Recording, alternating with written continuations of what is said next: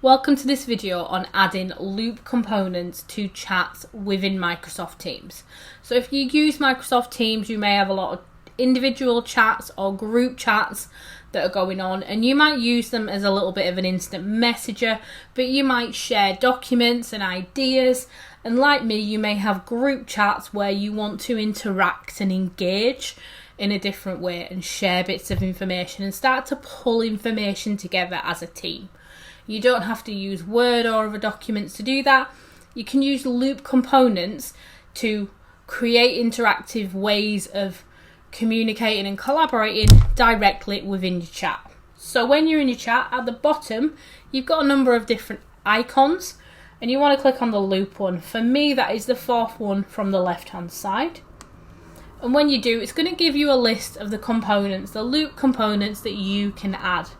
And you can see you've got quite a few different options here, depending on how you want to interact, whether you want to create a checklist that you can all tick off when you've done those actions, whether you want to do a progress tracker or create a Q&A section where you can get some questions and answers, or whether you want to vote on something and you can create a voting table, and you have task lists as well at the bottom. So you've got loads of different options.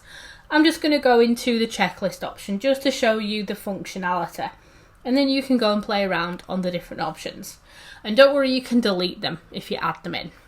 So if you add something in error or something you're just playing around with, you can get rid of it if you need to. So I'm going to click on checklist, and that's going to add that component. And I am going to give it a title. But before I do, just have a look at that little warning on manage access. Now, depending on how your organization is set up, you might need to go in and manage who can access this component, because it may not be visible to external users if they are in the chat. It feels very much like OneDrive when you go in and do that. So I'm just going to get rid of that warning and click where it says people in your organization, and you can see depending on your organization settings, you'll have different options there to play around with. I'm just going to make a change there. And you can see I can create links or emails or stuff like that, but it just depends on how your organization is set. So I'm just going to close that down. What I'll do is create a title. So let's go for a project checklist.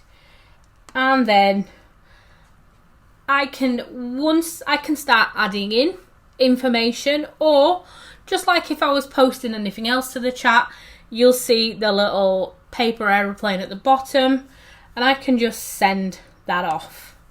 And then everyone who is in the chat, based on my settings, will be able to see this and interact with me directly in the chat. So it just pulls it together a little bit better and keeps that interactivity going, but within this chat section. Now, previously I might have created a list or a Word document or something else in order to pull this detail together, but loop components just makes it a lot easier. And do remember, you have a number of different options, and you can add as many you need to into the chat and make them visible to certain people or not visible to certain people.